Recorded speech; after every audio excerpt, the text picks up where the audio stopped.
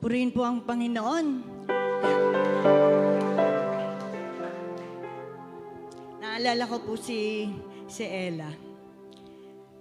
Sabi niya, pag po siya'y tumatayo dito sa harap, ninenervyos siya. Kasi kahit kami guro, sanay kaming humarap sa madaming tao. Pero pagdating dito, iba talaga yung itong lugar na to na kung saan tinatayo ang mga lingkod ng Diyos. Bakit na ako hinaiyak agad?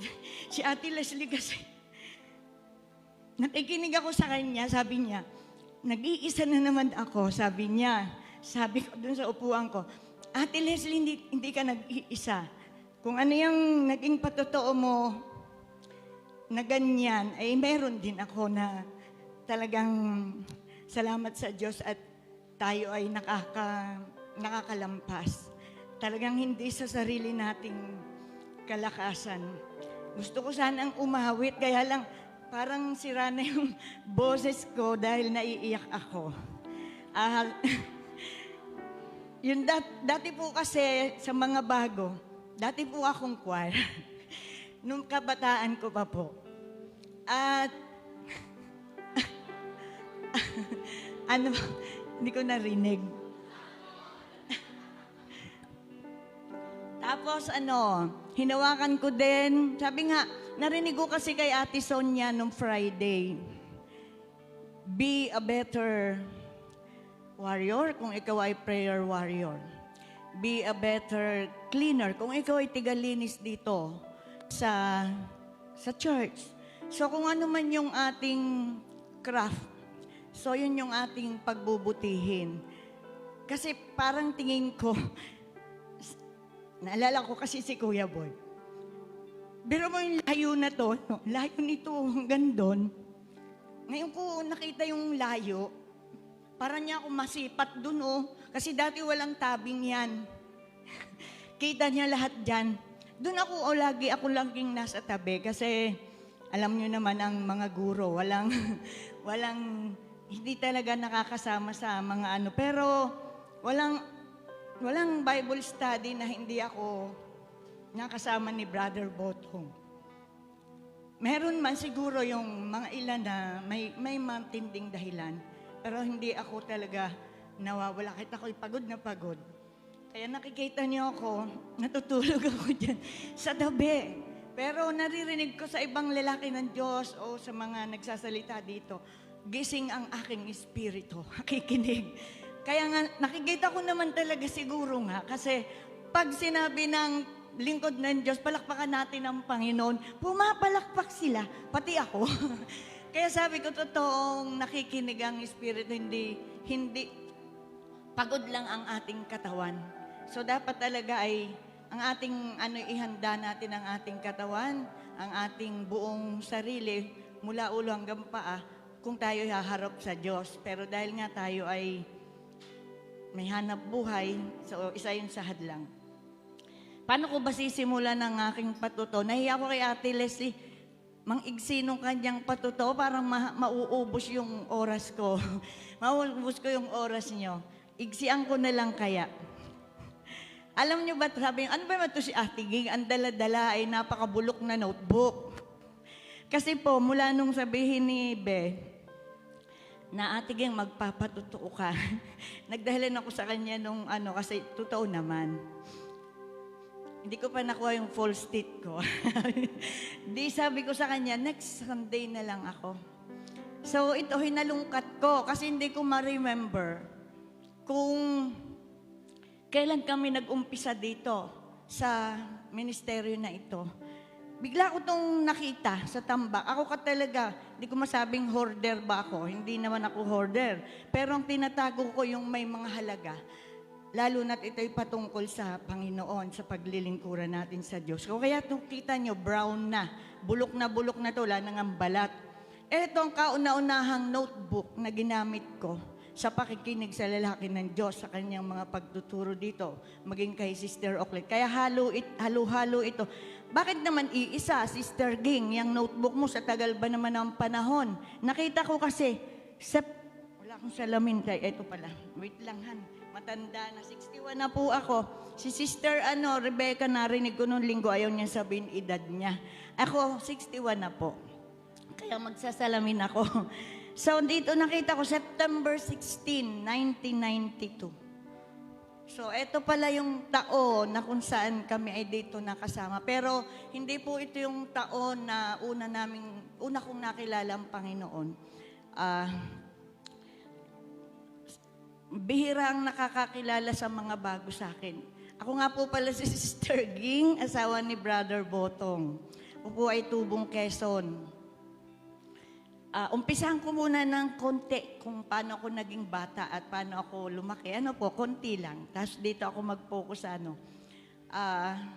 kasi po, nakita ko dito sa aking mga notes na ito, talagang minsan dapat talaga nagsusulat tayo kasi yun yung nagpapasariwa ng kung ano yung mga natutunan natin. Nakita ko dito, sabi sa Romans 4:16, pero hindi ko na kinuha yung buong mahaba, tsaka English. Kasi English yung Bible na hawak ko. Pero ang just noon ay, sabi ng lalaki ng Diyos, kumuha kayo ng pangako ng Diyos na inyong tatayuan. So ito ay nasa Romans 4:16. So dito ako nag-umpisa na yung salita ng Diyos na aking tinayuan mula nung ako'y bata, pero siyempre hindi ko naman alam pa yun noon. Ako po ay 3 buwan, ang tatay ko po ay naputol ang kamay. 2 kamay po yun. Kaliwat kanan, parang dito nga gitnang gitna. So, 3 buwan lang ako, pero doon po nag-umpisa yung aming buhay na kailangan na ang nanay ko na ang maghanap buhay. Sa inyong ikababatid, kami po'y 12. Pangalawa po ako sa bunso. So, meaning, matanda na yung mga magulang ko nung ako'y lumabas. So, mahirap na para sa kanila na kami ay talagang buhayin lahat. Pero ang tatay ko po, noong di pa napuputol ang kamay niya, siya po talaga ang nanunungkulan bilang ama. Sabi niya sa aking nanay, ito po may kwento na lang ng aking ina at mga kapatid. Sabi niya, huwag kang magtrabaho, ako na lang at alagaan mo yung mga anak mo dahil nga 12 kami. Di ako'y pang 11, So, noong pong time na yon, hindi po talagang nanay ko nagtatrabaho, di siya marunong nga magluto. Ang alam nga niyang lutuin lang, kung tawag sa Quezon, ginanga. Awan ko dito, kung ano yung tawag yung tinutuyo sa palayok. Tapos ay prito, yun lang po, tsaka sinain na, minsan sunog pa. Yun lang po alam ng nanay ko, hindi po din siya naglalaba. Dahil po siya ay kailangan mag-alaga. Diyan ka lang sa duyan, malaki ang duyan na namin noong araw, sabi ng nanay ko. So doon lang siya lahat kasama yung anak na maliliit. Ngayon po, noong time ko na ako'y 3 buwan, noon nga po naputol ang kamay ng tatay ko kasi po siya ay bukod sa manunugtog po ang tatay ko sa banda.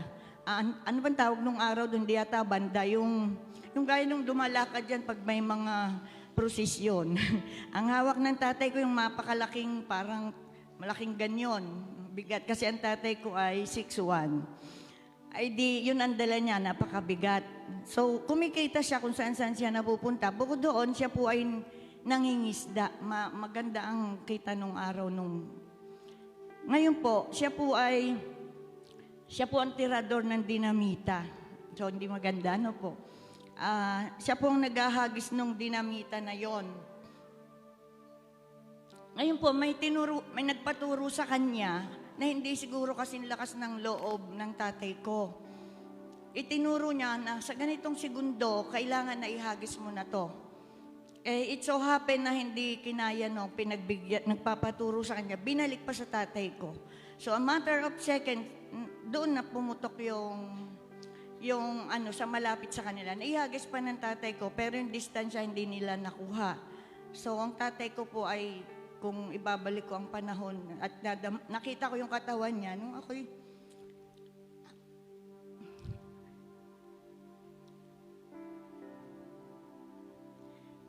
puro bato po yung ganto niya. Pag dinama mo yung ganto niya, dito niya, madaming bato yun, di na yung natanggal. Yung mukha niya siguro, medyo nagkaroon din, pero hindi ko alam kung gwapo po ang tatay ko. Pero medyo nagkaroon ng mga ganon, dahil nga sa tama nung dinamita. So doon pa lang, yung pangyayaring yun, dadalhin siyempre sa ospital. Ako'y 3 buwan. So doon ko nakita, nasabi ko nga, kumuha kayo ng patotoo ng salita, pangako ng Diyos na inyong tatayuan. Doon pa lang po ay ako'y iningatan na ng Diyos. Kasi sabi nga dito, sa Jeremiah 1:5, although ito po'y ginagamit sa mga lingkod ng Diyos, sa mga ginagamit, itineo ng Diyos, pero ang salita ng Diyos, alam ko'y lahat ay para sa atin. Sabi niya, before I formed thee in the belly, I knew thee. And before thou comest, kailangan ko talaga ng salamin.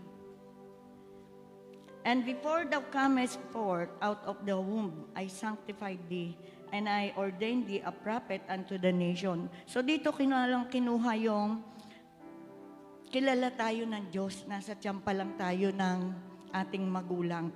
Dahil po nung 3 buwan na ako na yon, dinalang tatay ko sa ospital, iniwan po ako ng nanay ko sa labas ng ospital. Hindi naman niya kilala kung sino yung kanyang iniwanan. Kasi from Lucena hanggang amin Agdangan, dahil nung araw po ay daang isang sasakyan lang yun or kabayo ang pwede.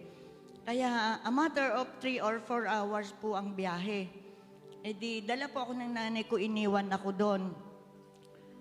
Sa tagal po nung panahon na paggagamutan sa tatay ko, pag-opera, nadun lang daw po ako sa labas ng ospital, sa tindahan ng magbabalot, magsisigarilyo, or kung ano yung tinda sa labas. Yung usual na nakikita nyo sa ospital sa labas. Paglabas ng nanay ko ay matagal ang oras. So, nandun pa din ako. Pwede na akong itakas, di ba? Nang kahit sino doon, pwede na akong ipagbili. So, dito, nakita ko na yung pag-iingat sa akin ng Diyos. Kilala tayo ng Diyos na pagdating ng panahon ay isa tayo sa magpupuri sa Kanya. Kaya doon pa lang ay pinasalamatan ko. Siyempre, iyo to ay nagbalik na lang sa akin yung ako ay nakakilala na sa Panginoon. Kasi po ako ay produkto nung mapagtagni-tagni ko na ang aking buhay, nung ako'y may isip na talaga. Ako po ay produkto ng DBBS, yung Daily Vacation Bible School. Ang aking guro noong mga panahon na yon ay isang bulag, si Kuya Useas. So, di ba, ang kanyang pangalan ay biblical. Hindi naman siya totally bulag, isa lang, Kuya Useas. So, doon ako inumpisahan ng Panginoon na makarinig ako ng salita. Pero isang kanta lang yung natatandaan ko, na natutunan ko doon, yung Glory, Glory, Hallelujah. Yung talagang pambata, So, doon, yung pag-iingat, nakilala tayo ng Diyos at yan pa lang, pinagpapasalamat ko yun. So, yun yung isang pangako ng Diyos na nakita ko. At nung ako naman ay 6 na taon na, kwento na din lang ito dahil ako ay nagtatanong, ako'y matanong. Sabi ng nanay ko at mga kapatid ko, ako'y nalumpo. Nalumpo ako ng 6 na taon. Ang kapatid kong sumunod sa akin na pang-12 ay 3 years old na. Siya ang naglalakad, ako'y naggagapang. Ang naging sakit ko daw noon sa pagkalumpo ko ay yung typhoid. Nakalbo ako, pero madami daw ang puto kahit ako'y kalbo. Ewan ko, baka dahil daw singaw ng katawan, dala nung sakit. So, 1 year akong lumpo. Kaya sabi ko ay, bago pumasok ng elementary, pinagaling ako ng Diyos. 1 taon na yon na kung saan ako dinadala ng ina ko. Although siya din naman yung nagdala sa akin doon sa DVBS. So, dapat alam niya kung paano tatawag sa Diyos. Alam ko siguro na tumatawag siya, pero yung way, dahil nga tayo ay wala pang nagpapakilala talaga ng salita ng Diyos. Kasi Alam natin na may Diyos, alam natin na may gan, pero hindi natin alam kung paano lalapit sa Kanya at kung paano natin ipamumuhay sa Kanya. Maaring ganun yung pamumuhay ng mga magulang ko noon. So, sa loob ng 1 taon na pagkalumpo ko, bago ako pumasok ng grade 1, sa tulong ng Diyos at sa habag niya, nakita niya na kung paano doon sa ginawa ng ina ko na pagdadala sa akin. Ang nakagaling sa akin, tunay, alam ko yung salita ng Diyos o yung kanyang kapangyarihan. Pero sabi ng nanay ko, may isang matanda na pag tinapal ito din sa anak mo at hindi natuyo, wala nang pag-asa yan. Pero alam kong kaya ako nabuhay pa, ako'y nakalakad pa. Although ako naman talaga'y pike. Pero ang mahalaga ako'y pinalakad pa ng Diyos. Kaya pinupuri ko ang Panginoon dun sa unang himala. Pangalawa na pala dahil niligtas ako dun sa pwede na akong ibenta. Ngayon po, nung elementary days ko po na yon, dahil mahirap na po talagang kami, dahil ang nanay, mahirap po talaga kami. Ang nanay ko na po talaga ang gumawa ng gawa ng tatay ko. Siya na lang, nagkapalit po sila. So, kailangan kami ay tumulong. Kaya po dito, hindi naman ako makaka-open siguro. Dahil sabi nga, yung iba kaya hindi nakatapos ng pag-aaral ay dahil mahirap. Dahil walang pampaaral ang magulang. Ay di po noong elementary, kailangan ang nanay ko gigising niya ng madaling araw. Wala po kaming relo. Ang relo po niya ay yung tala, yung nakikita niyang 4 na ganon. Pag nakita na niya yung gigisingin na kaming 2 bunso, maglalakad kami ng mga 1-2 oras hanggang dagat. Kukuha kami ng isda. Ilalako niya yon, bukod kaming magkapatid. Bago ako pumasok ng paaralan, ako'y magtitinda pa ng isda. Kung ang klase ay 7, mga 5 to 6 yan, nagtitinda pa ako ng isda. O, mantakin mo ha, 7 years old hanggang 12. Siguro ganun yung buhay namin. At may iba pa kaming hanap buhay na pinapasok para lang mapagdugtong ang kailangan ng aming pamilya. Although wala na yung mga kapatid kong iba, malalaki na, may sarili na silang hanap buhay. Siyempre kami, para sa amin ng mga nanay ko.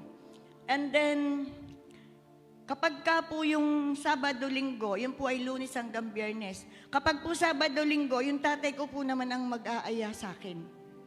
Yung pong kapatid kong bunso ay apple of the eye ng tatay ko, hindi po isasama. Ako po sinasabak sa mga gubatan, kasi wala siyang kamay eh. Dala ko basket, dala ko kung ano-ano. Mangunguha kami ng kabute, yung ganon. Mahal naman ang mushroom ngayon, ano. Kabute, yung pako, at saka aangkat siya ng sitaw at talong. Ibibenta ko yon. Maglalakad ako buong bayan ng Agdangan. Siguro kaya lumaki pa ako size 10. Kaya po, yun po yung buhay ko nung elementary. Kailangan kong magtrabaho para mapunan yung kailangan ko. Baon ko na din yon. At same time, bibigay ko sa nanay ko pandagdag sa lahat ng kailangan namin.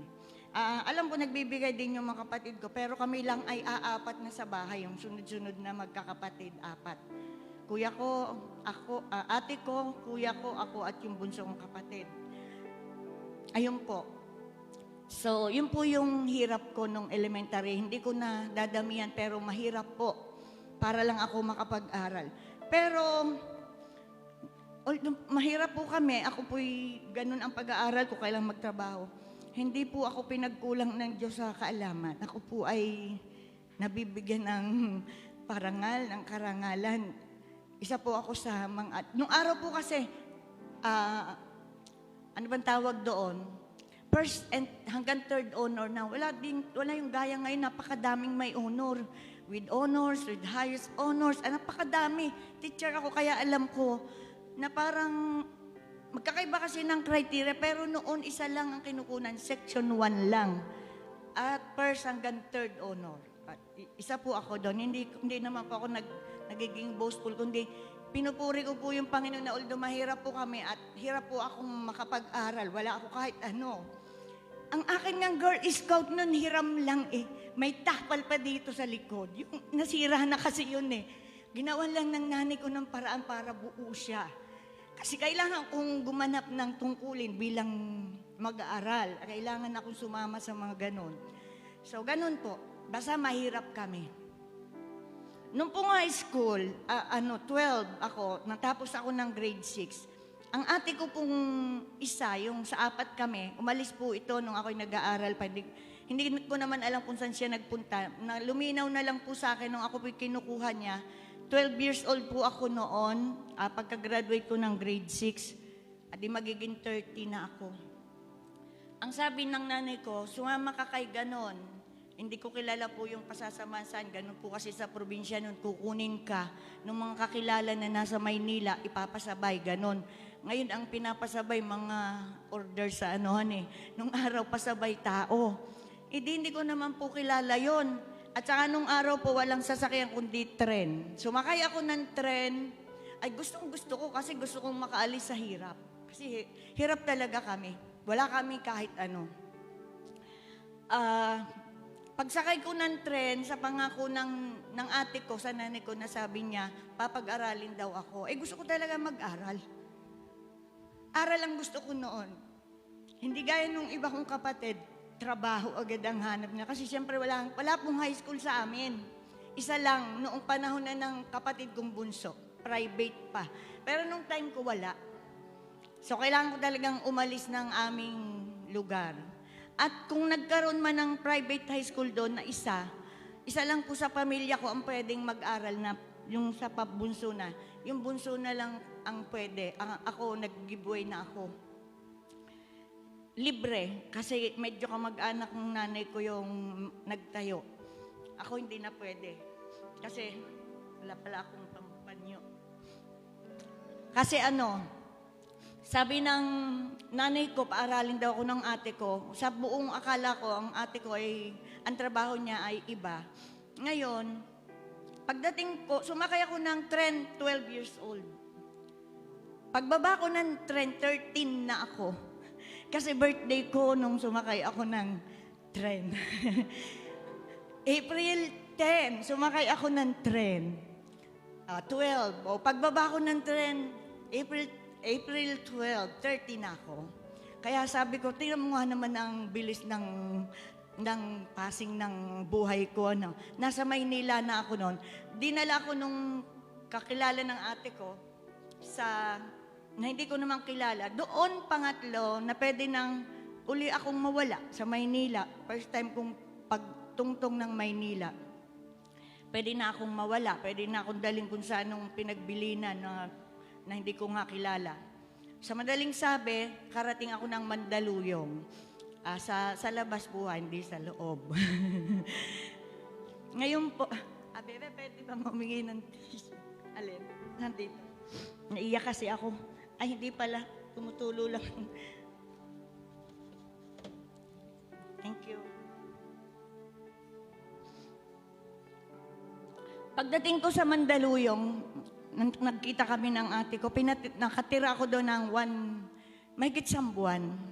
Sabi, akala ko doon ako mag-aaral sa Mandaluyong. Tapos nung ko lang nalaman na ang trabaho ng ate ko ay namamasukan siya sa isang bahay na teacher yung amo niya. So akala ko doon din ako mag-aaral sa Mandaluyong. Siya magpapaaral sa akin, yung ate ko. Yung sweldo niya, gano'n ang asa ko. Pagka 1 buwan at mahigit, sabi niya, pasyal daw kami sa Morong. Hindi sama naman ako, kala ko pasyal lang. Yung pala, yung magulang at kapatid nung amo niya, ay taga Morong. Ang nanay, kapatid, lahat. Siya lang nasa Mandaluyong, doon siya nagtuturo. Pagdating sa Morong, saka sinabi ng ate ko,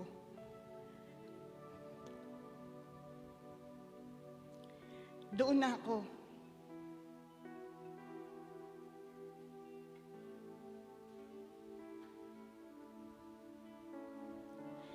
Siyempre, 13 lang ako noon.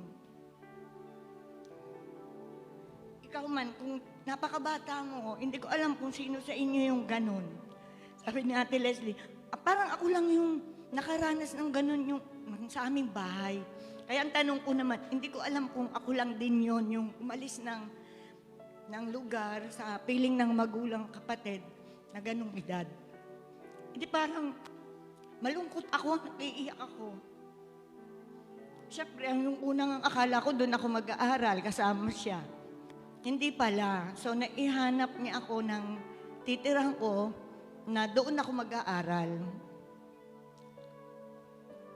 Doon sa pagtira ko doon, iniwan ako ng ate ko agad. Biruin mo, isang araw lang yun, natid lang ako. Sino uli yung mga bago kong kasama? Bagong pakikisama. Pero dahil nga siguro yung mahirap kami, sanay akong nakikita ko yung uri ng buhay ng iba na pwede ko nang i-apply sa akin. At pinanday kami kaya minsan, ayaw ko nung sabihin, magandang naging mahirap. Siyempre, ang gusto ng Diyos sa atin, tayo ay yumaman. Gumanda ang ating buhay. Pero hindi yun babagsak sa harapan mo ng ganun lang. Pumayag ako sa kapatid ko ng ganoon. Pero nga alagaan ko ay 3 bata agad yung nakita ko. 13 lang ako, ang payat-payat ko nung araw. 13, 3 bata alagaan ko, 2 matanda, 2 binata, 1 dalaga. Isang bahay lang yon. Tapos yung nanay at tatay pa nung 3 bata, nasa isang bahay lang.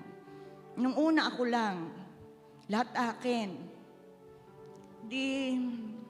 Noong time na nandun pa kami sa isang lugar, na kung saan doon ako dinala ng ate ko, sa likod ng URS yon. Lupa naman yun nung bago kong amo ng tawag, boss, kasi siyempre katulong din ako. Naging katulong ako. Ay di nung pagkatungtong ko doon sa bahay na yon, 1 month lang, bago mag-June, yung tinitirahan ko, may matagal silang usapin sa lupa at bahay sa paglabas. Doon malapit sa Kanakauring na dating pag-aari nila. Napakatagal na raw na panahon yun na kanilang problema, hindi nila maangkin yung bahay ng isang kamag-anak kasi binayaran na nila sa bangko. Dapat sila nang nakatira. Pagtungtong ko doon, wala pang 1 buwan, nalipat sila doon sa bahay na yun na hinahangad nila.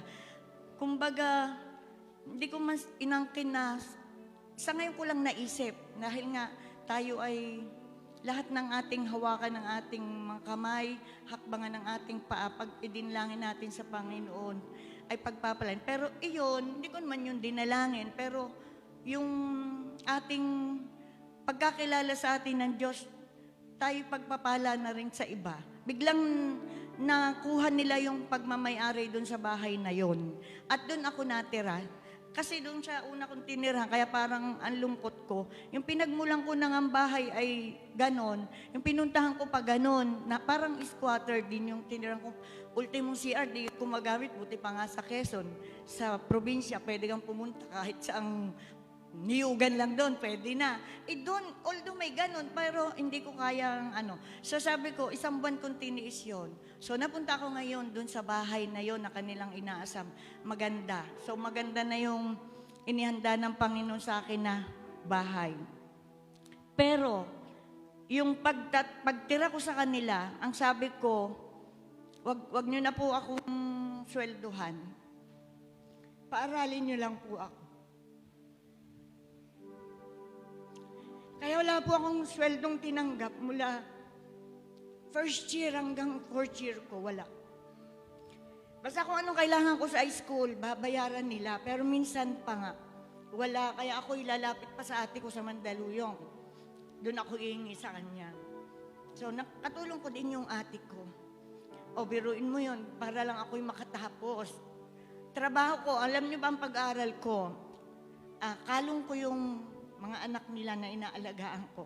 Ito ang notes ko, nakalagay sa bintana. Ito yung kalan. Luluto ako, kalong ko yan. Ito yung aralin ko, ito yung lutuin ko.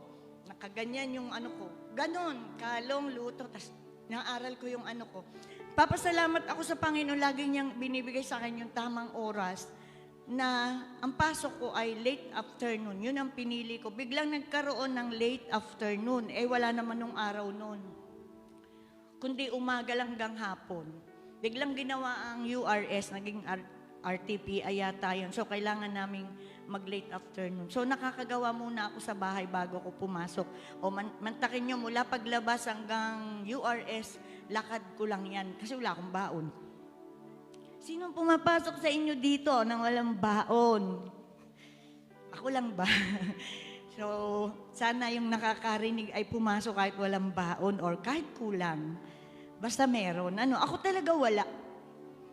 Kaya minsan pagka oras na ng recess,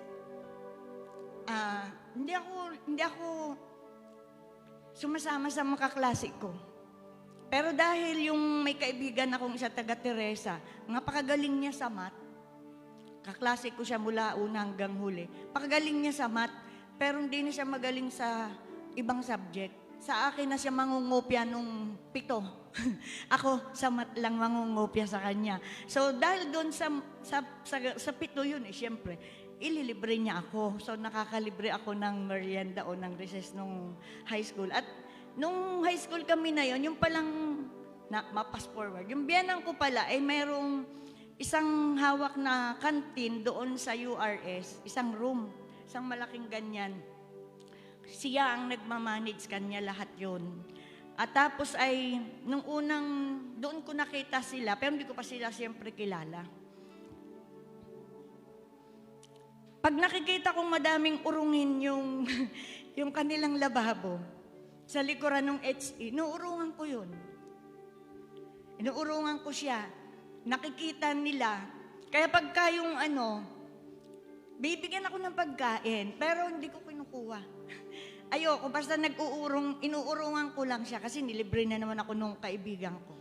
So yun lang yun yung encounter noon ng future bianan ko pala at nanay ng magiging asawa ko. Kaya na-pass forward, sabi niya, sana nung pa kita nakilala nung high school na wala kang baon. Sabi niya yung ganun. Hindi yun yung timetable ng Panginoon di ba no?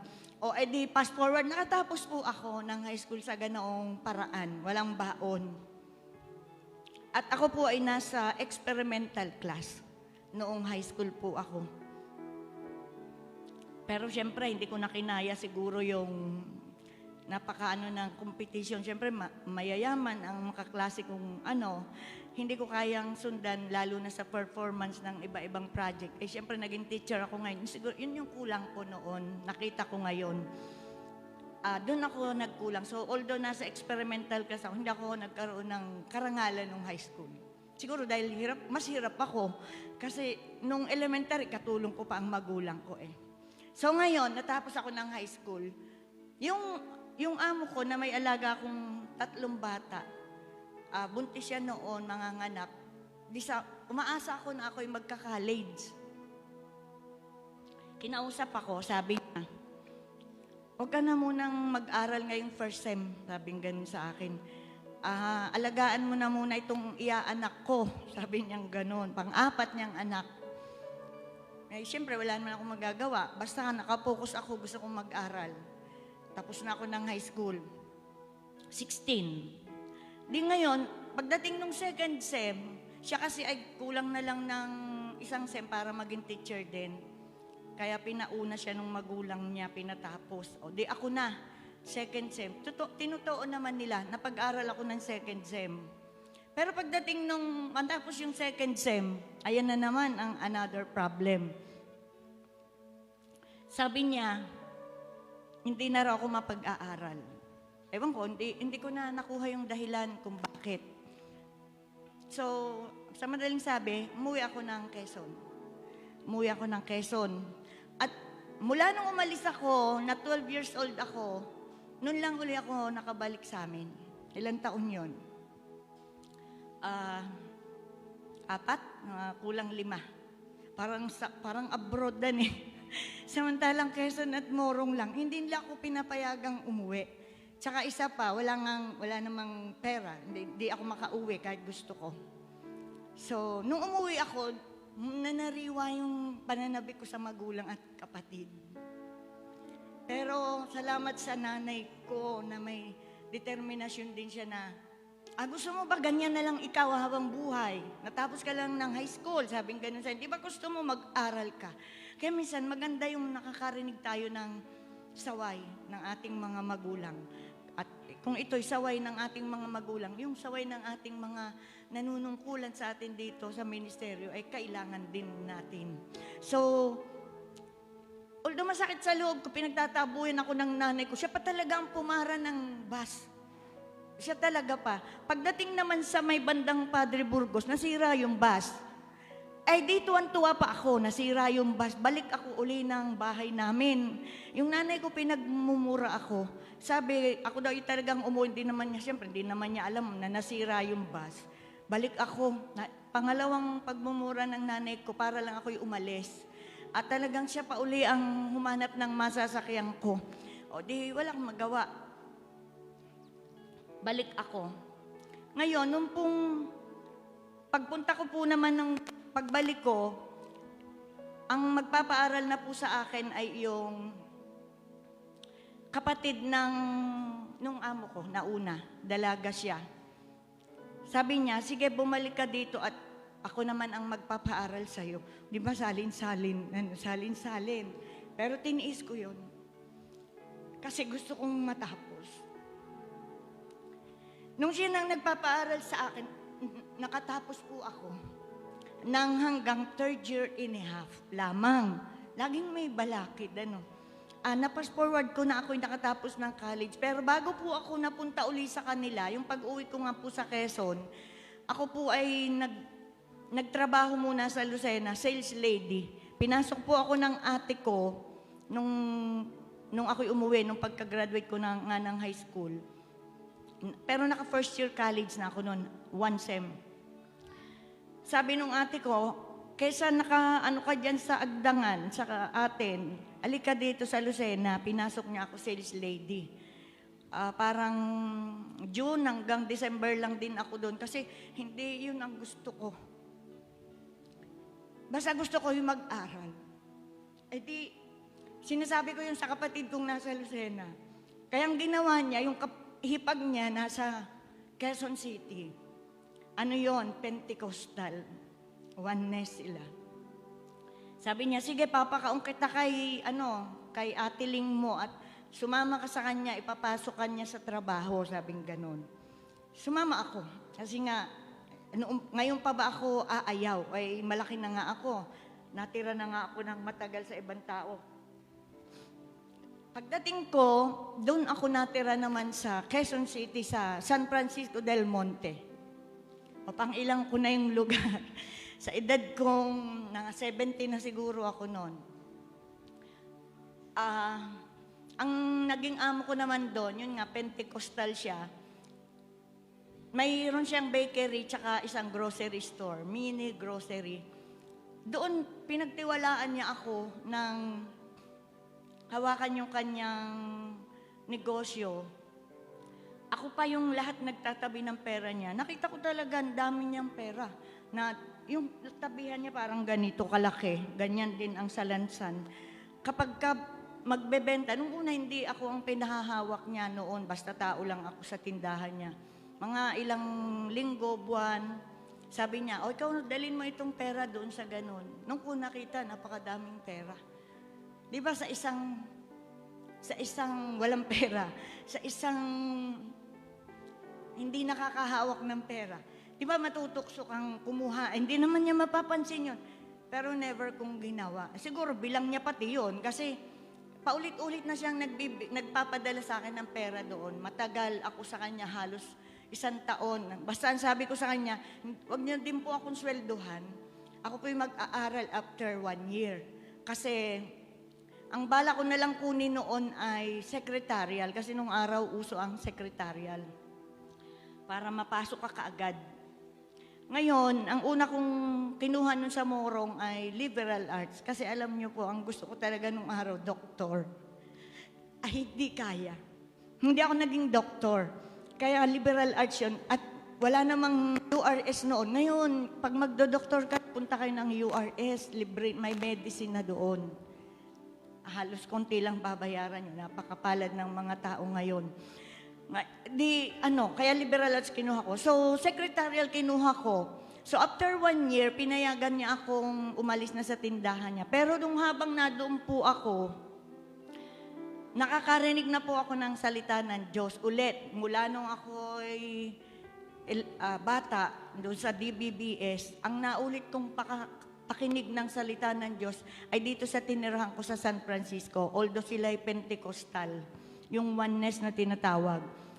Diyan ko nakilala yung ibang mga pastor nila, mga kapatiran nila, nakakasama ko sila. So nakarinig ako ng mga salita ng Diyos ng mga panahon. Pero ganun lang, kasi hindi naman nila ako talaga pinilit na sumama, pero nakaka-attend ako.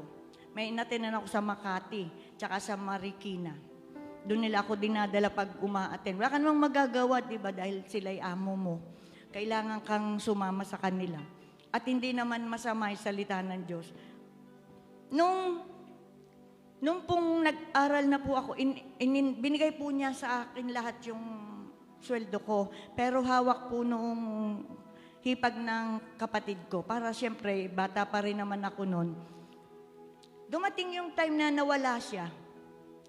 Mag-isa lang ako dun sa, parang bahay lang kasi yun ng isang pamilya, tas may isa lang siyang kwarto. Naiwan ako doon, ako lang ulit. Iniwan niya ako sa Project 2, Quezon City. Natira din ako doon. Matagal, 6 na buwan. Habang nag-aaral ako sa NCBA. Doon ako po nag-aaral sa Aurora. Aurora nga ba yun? Project 2. Natira ako doon habang nag-aaral ako. So, tinipid ko po ang perang iniwan sa akin noong hipag ng kapatid ko. Kasi wala akong kasama, ako lang. Ang kasama ko, yung may-ari ng bahay. Pag aalis po ako, dahil kailangan kong tipirin yun within 6 months, yung aking pera. So, umalis po ako ng bahay. Kapilang po ang laman ng tiyan ko. Mag-aaral ka maghapon. Kasi nung araw, hindi ganito ang pasok eh. Talagang nadung ka sa school. Hindi ka uuwi-uwi. Tinipid ko po yan. Pag papasok ako, kapilang laman ng tiyan ko. Pagka mag-oras ng kainan, ayayin ako makaklase ko. Sabihin ko, hindi, busog ako. Pero ang totoo, nagugutom ako. So, pag uuwi naman ng hapon o yung uwian na gabi or hapon man yun, kung ano man yun, bibili lang ako ng ensaymada. So, yun ay naging favorite ko kasi yun lang yung pagkain ko nung ako'y nag-aaral. So, ensaymada lang yun sa gabi. Pagising ko uli ng umaga, ganon ang sitwasyon ko sa loob ng 6 na buwan. At napagkasya ko yung iniwan sa akin pera na sinweldo ko sa loob ng 1 taon. Maliit lang yon dahil kung ano lang ang sweldo ng isang tindera. So, doon po ako nagkaroon ng ulcer noong time na yon. Yun yung una kong sakit. Ulcer. Hindi ko siya iniinda. Noong time na yun din, may kaklase ako na taga Marikina, si Imelda. Hindi na siya pag-aaralin ng pamilya niya. Same story ko, hindi na rin ako uli makakapag-aral. Nagamit ko na yung sinweldo ko. So parang sa loob ng 2 taon, 2 sem lang ako nag-aral, pareho second sem. Inaya niya ako sa Barangka, Marikina. Yun yung tinirhan ko ulit, Barangka, Marikina. Kaya nauli ko na ang lugar na yon. Kaya kahit saan mo ako dalhin ngayon, ay hindi ako na maliligaw. Basta may pera kang pamasahe. Dahil kung saan-saan ako dinala ng kapalaran sa paghahanap na gusto kong makatapos, hindi kami parehong makakapag-aral na. Sabi niya, magtinda tayo sa Talipapa. Doon sa Barangka, may maliit na Talipapa doon na ang daan papunta sa Yupangko o Euratex pala. Euratex, yung uso nung araw yun, yung Euratex, yun ang trabaho ng marami dito sa Rizal. Doon ko nakita yung kapatid ni Franklin, yung babae, dumadaan doon. Kaya ko lang naalala na namukhaan ko siyang dumadaan doon. Dahil nga nagtinda ako ng kakanin. Ang tinitinda namin, pareho kaming teenager, tinulungan kami ng tatay niya magluto ng mami, magluto ng lahat ng merienda, ginatang bilo-bilo, basta lahat ng makakaing merienda. At tiniyaga ko yon sa loob uli ng isang sem. Ulit, sa kanila ko tumira. So pagdating noon, sabi ko, gusto ko talaga mag-aral. Sabi kong ganaon, ay ako'y uuwi na muna uli sa Quezon. Sabi kong ganon dun sa aking kaibigan. So hinati namin yung aming tinubo. At yun yung ginamit ko pauwi-uli ng Quezon. At yun yung na-pass forward ko kanina na tinawagan ako nung kapatid ng amo ko dati na pag-aralin nga niya ako. Ito na po yun. So, nakatapos po ako ng 3.5 sa college. At tinuloy ko na po ang education. From liberal arts to secretarial education. Pero ang talagang gusto ko nga po ay doktor. Ay di yun po. Pagdating po ng 3.5 years na yon, natigil po ulit ako. Kala ko, tuloy-tuloy na yung aking pagtatapos. Yung 3.5 na yun, wala din po akong baon, kundi 2 piso. Biruin mo, 1981 ba yun? 81 ako graduate, so 81 to 86. Ganon, wala akong baon, 2 piso lang. Basta sabi ko, may pambili akong papel, ballpen. Nung high school akong baon ko, 50 centimos. Basta may pambili lang din akong papel. Hindi ako kumakain sa school. Basta kung may libre, yon, ganon. Ganon din nung college. Uuwi na lang ako para kumain, para ganon. Pero pag sa school, di ako kumakain. Kaya yung ulcer ko ay dire-diretso din. Ganon din, parang hindi siya ano. So pagdating ng 3.5, sa pag-asang ako'y makakatapos na, biglang nagka-problema yung aking amo, kasi ang asawa niya seaman. Nagkagalit sila kasi nagkaroon sila ng di magandang samahan. Yung amo kong babae, yun, may ginawa siyang ano. So, ako ang naapektuhan. Sabi, magulo dun sa bahay na yon. Although doon ko natikman yung hindi ko natitikman na mga pagkain. Kasi may mga anak sila sa Amerika. At nung mga panahon na yun nga, sabi nila sa akin, kung gusto ko daw, ako ipapakasal sa isang matandang, ano yung gaya ng mga matatandang umuuwi, ano bang tawag doon? Yung mga citizen doon. Pero matanda. Eh, siyempre ayaw ko. Nagsikap na nga ako maging katulong. Tapos ay matanda. Eh, ako'y 17 lang noon or 18. Ay, ayaw ko talaga. Pero kung yung mindset ba, nang sa ngayong mga panahon, siguro ganoon papayag. Pero noong mga panahon, walang ganon. Kailangan talagang ano. Tsaka, siguro hindi nga. At aayaw ko talaga. So, nakaranas ako ng kaguluhan sa bahay na yon. Nangyari nung mga time na yon na 3.5 na nga ako sa college, yung ko po nakilala si Brother Botong. Ayun na po yun. So, sa 3.5 po na yon, dahil magulo po yung tinitirhan kong bahay, laging nagsusuntukan yung mag-asawa, pati kapatid. Siyempre, pinagtatanggol yung kapatid na babae doon sa seaman. Si Brother Botong po nun yung nakilala ko na. Nagligaw na po siya noon, panahon na yon. So, sa madaling sabi ay kami po ay naging mag-asawa. 3.5 pa lang ako. Hindi ako nakatapos. Sabi ko, yung pa naman yung goal ko, na kahit ako'y mamasukang katulong, basta ako ay makatapos.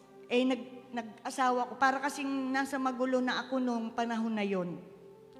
Si Brother Botong po ay medyo masugid.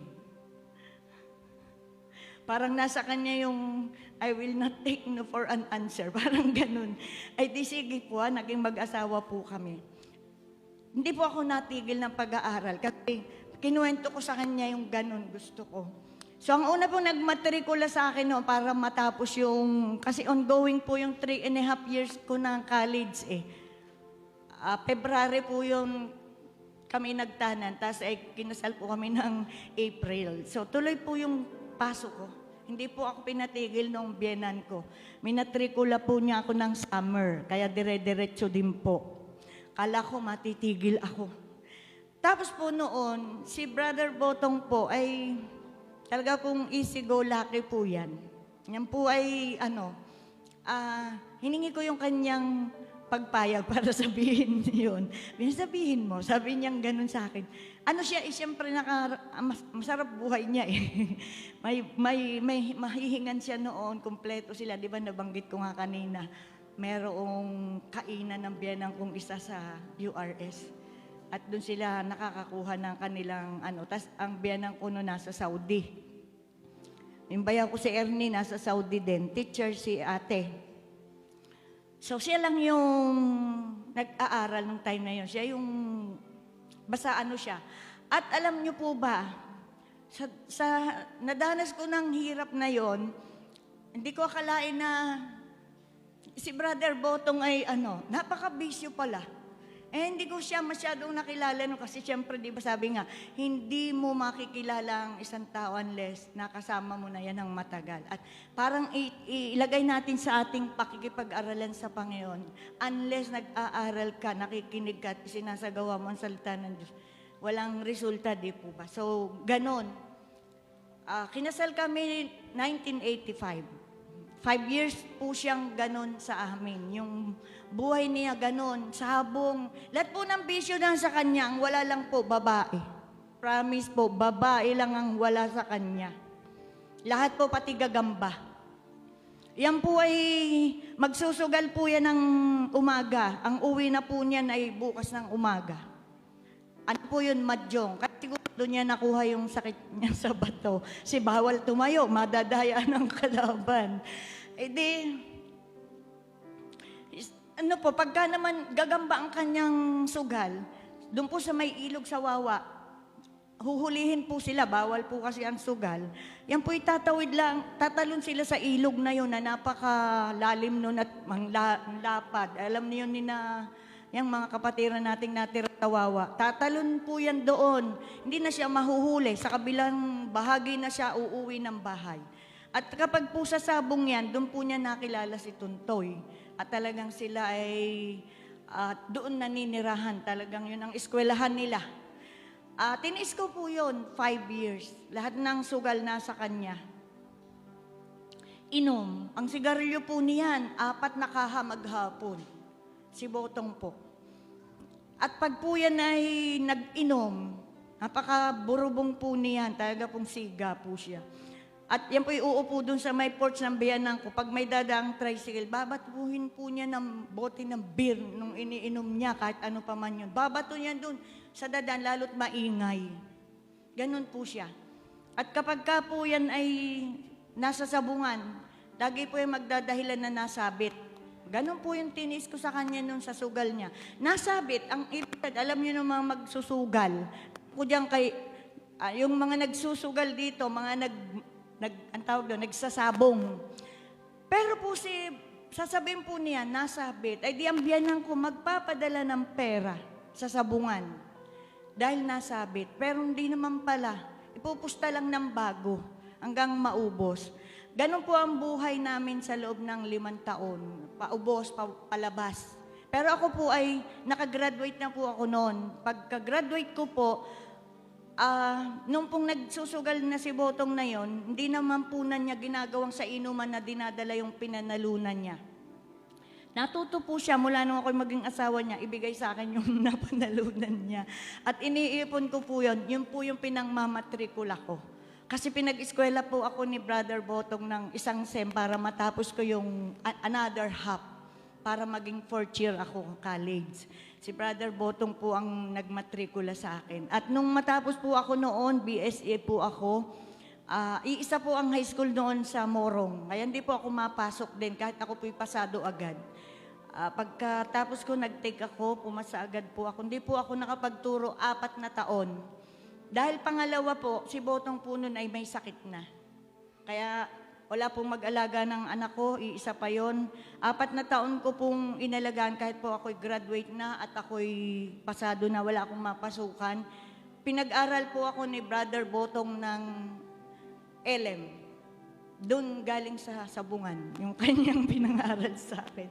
So may purpose na yung kanyang pagsusugal. Ngayon, pero tuloy yung iba niyang bisyo, walang puknat yun. Basta lang ang naiba, binibigay niya sa akin ang kanyang pinananalunan para may matrikula ako. At kung ako'y, siyempre, nanganganak ako dahil naranasan ko na ang buhay na mahirap, ayaw ko ng aking manghihingi, ganon. Talaga pong hindi parang kaunting porsyento lang ng buhay ko yung ako'y nanghingi. Dahil natuto akong sa aking lahat ng yung lakas na binigay sa akin ng Panginoon at kahit katulong, ganon, ay talaga pong pinagsikapan ko. So, nung time na yon, although tapos na nga po, wala naman akong trabaho. Si Botong tuloy bisyo. Kasi nakakahingi naman siya sa magulang niya. At supply kami hanggang yung sa anak kong iyon, 4 na taon. At nung may sakit na din siya, kaya di rin siya nakakapagtrabaho. Si Brother Botong po ay tapos ng liberal arts. Major po niya ay English. At kumuha din po yun ng units ng education. Kaya po kami nagkita sa TC. Graduate na po yun.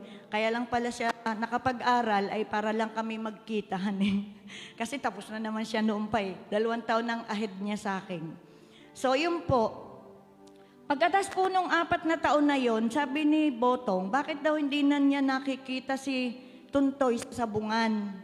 Brother Tuntoy. Nagtataka siya. May sakit na nga siya po kasi noon eh, pero tuloy nga siya sa kanyang bisyo. Yung kanyang pagtatanong na yon, parang may nabanggit, mayroon pong naligaw sa amin na kapatiran. Dati.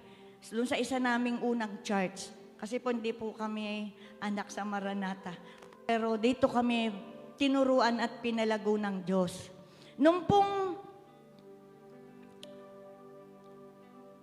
pang-4 na taon na yun or 5, may dumaan po sa amin. Si Botong po noon ay edad 28 years old. Hindi na po siya nakakalakad ng tuwid. Payat na po siya, naninilaw. At may ano po yung kanyang... Yung mata po niya ay madilaw na. Okay po. Noon po naman siya ay makakilala sa Panginoon, yung pong si Tontoy, ang hinanap niya. Dahil sabi niya, bakit wala na doon sa sabungan?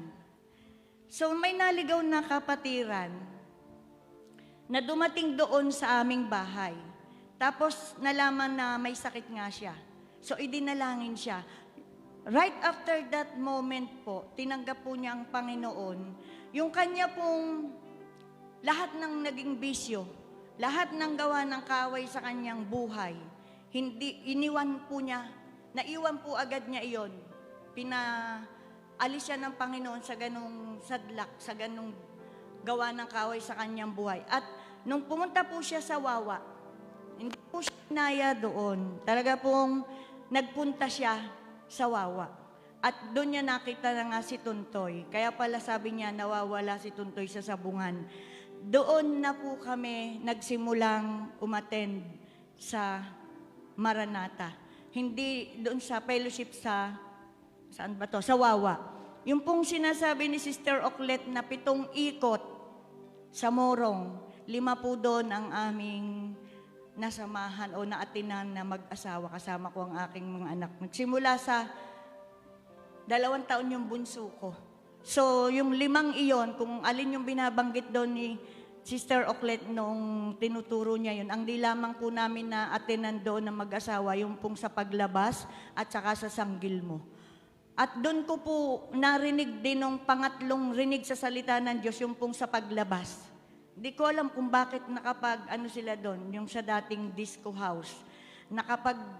Tayo doon, nakapagsalita doon ang mga babae at lalaki ng Diyos, doon sila nagsamba. Hanggang ang kahuli-hulihan nga po ay sa aming bahay, doon sa biyenan ko. At dumating na nga po yung punto na si Brother Botong po, ay talagang mula po noon, na siya ay umiihi ng dugo po noon, kapag nararamdaman po niya yung kanyang sakit. At may trabaho po siya noon, binilang ko po siya ng tricycle, 2. Pero pag natatagtag po siya sa pagta-tricycle, ang gawa ng kaway ay bumabalik. So ako na po yung nag-decide na wag na siyang magtrabaho. Sumunod ka na lang, sumunod ka sa gawain ng Panginoon kung saan ka mandalhin ito. Kaya po siya ay tumutugtog, kung saan siya dalahin ng utusan ng Panginoon, dun po siya. At sa pagkakatanda ko, ang una niyang assignment ay sa Dambok. Doon, kasama ni Brother Alfredo. Hindi ako matandain sa sunod-sunod at yun ay patotoo niya, kaya siya ang may alam nung mga yon. Pero sa tagal ng panahon na yon na from 1992, kaya nga ito ay lumang-luma, doon ko naalala na ito yung taon na kung saan kami ay tinuruan dito sa lugar na ito hanggang sa ngayon. Kaya kung yung aming buhay na sabi ng Panginoon ay nakilala niya ako sa tiyan pa lang ng aking ina at para ang nais niya sa atin ay ang kanyang hagod, ang kanyang nais sa atin ay pataas ng pataas. Hindi man ako naging doktor dun sa nais ko kasi iba ang nais ng Diyos. Siya ay may plano, iba kaysa sa atin at yun ang matatatag.